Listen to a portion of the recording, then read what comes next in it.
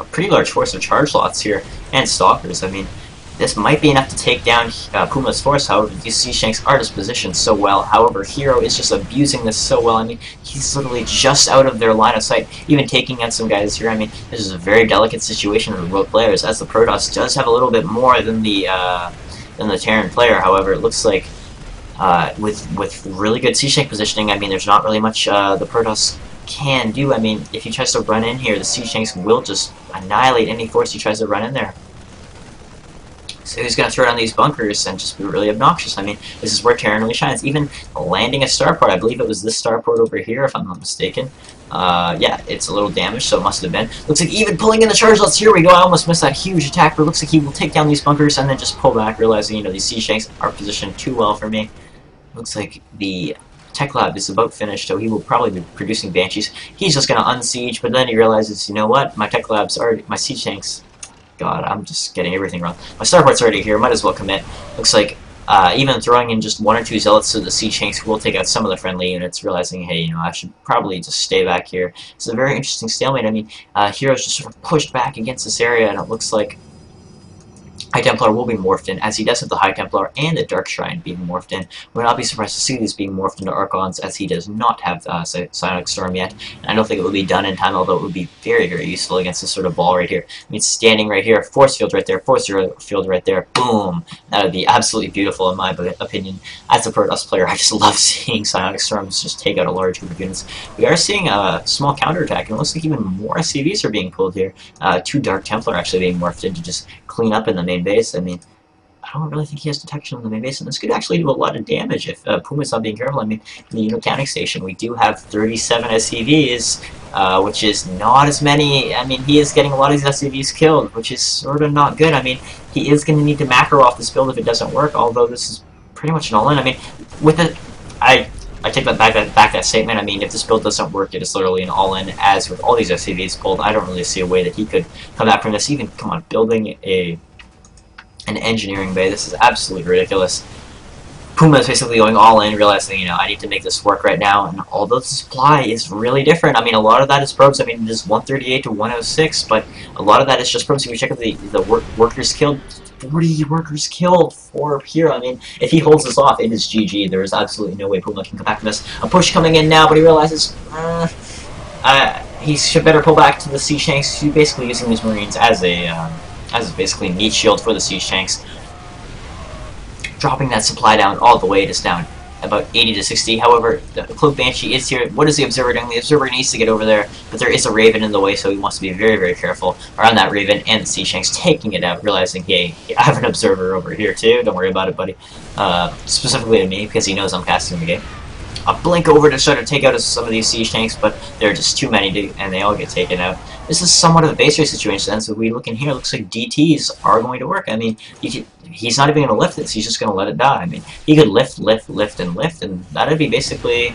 Oh, yes, he does. He's going to start lifting these buildings as he realizes, hey, DTs are carving away. It looks like this is somewhat of a base race. I mean, he does have some kind of force up here, and he does have the DTs back there, and he does have a fourth, I guess, well, I mean, I guess this will be his new base over here.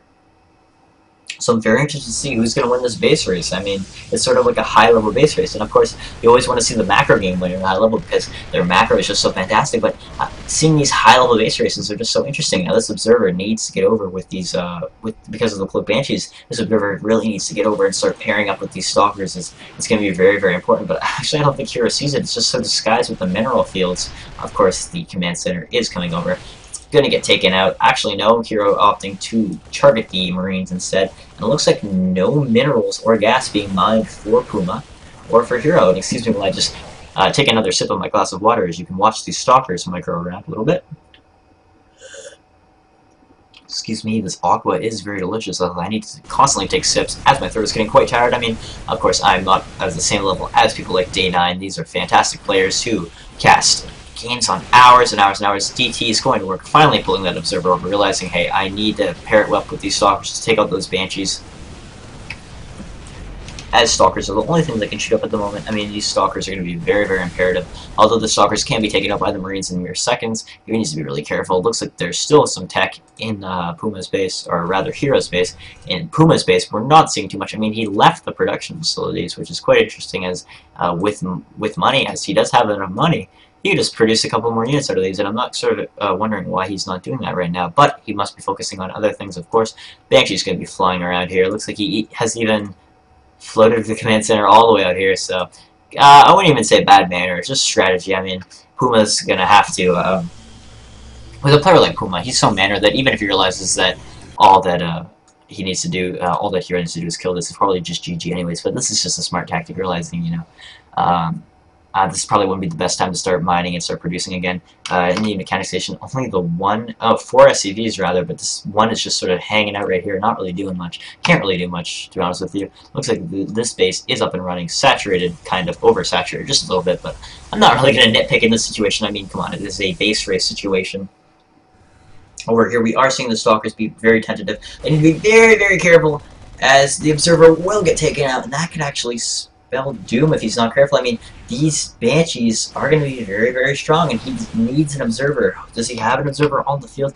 Looks like, oh no, looks like he doesn't have the Observer, and losing that Observer could actually be a really big problem for him, as these Banshees with their cloak could just sort of wreak havoc. I mean, he really needs something that's going to be detection from him, and he doesn't have it. And I don't think he can really do much besides wait for this cloak to run out, which it will take a very long time to. He's just going to blink right on top of this, and he's just going to do so much damage. I mean, the point defense drone is going to eat up these Stalker shots, and this is the last Stalker for him, and it's going to blink away, and that's basically it.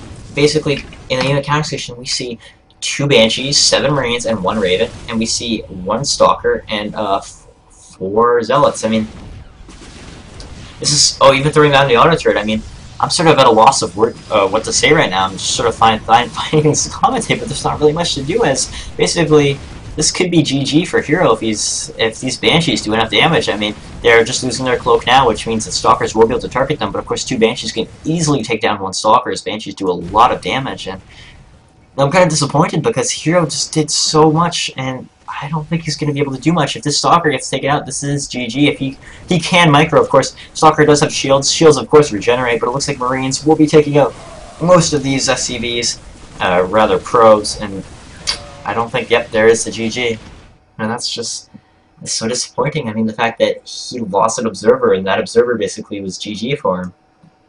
Of course, seeing these high-level base trades are also very entertaining, but hopefully we'll see more of a I don't want to say battle of the skill, as of course there was no. I'm just sort of thinking way to phrase this as I won't offend anyone. I mean, in a base race situation, it's not exactly the most skillful type of gameplay. You know, one person killing one base, one person killing the other base. There's not really a lot of I don't want to say skill, but you need to be really careful. It's not something that a lot of people. And I'm just tripping all over myself tonight. Let's just end this commentary right here before I sort of mess up myself and just embarrass myself even more. And I hope you join me for Game 5, which is coming up. Puma did take this, and it is now 3-1. And it's sort of in a tight spot for HerO. I mean, HerO really needs to win this next game, because if he doesn't, it is GG.